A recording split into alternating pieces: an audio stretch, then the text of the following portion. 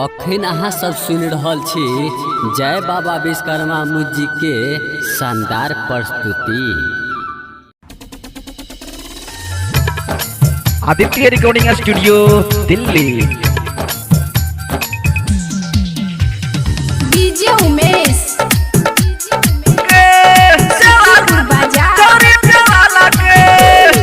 पूरा मिठला में छड़ी झलो लगे, पूरा मिठला में छड़ी झलो लगे।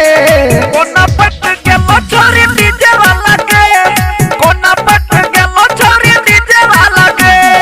जिला मधुबनी सहरसा वाला के, जिला मधुबनी दरभंगा वाला के।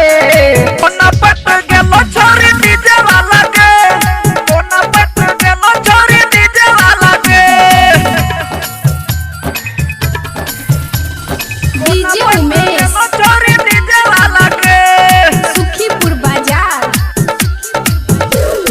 जाने छिए छोड़ी कोन खेला चाचू खेल गे, बिना पटरी के कोना चल गेलो रेल गे, बिना पटरी के कोना चल गेलो रेल गे। जान छियो छोरी कोन खेल सही खेल गे, बिना पटरी के कोन चल गेल रेल गे, चल गेल रेल गे।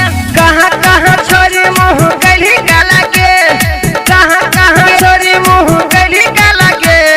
कोना पट गेलो छोरी डीजे वाला के, कोना पट गेलो छोरी डीजे वाला के। डीजे उमेश गेलो छोरी डीजे वाला के।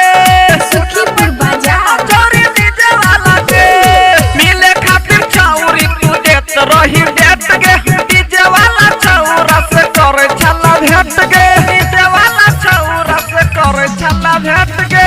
मिले खातिर छौरी तू देत रही भेट गे, डीजे वाला छौरा से करे रही भेट गे, करे रही भेट गे।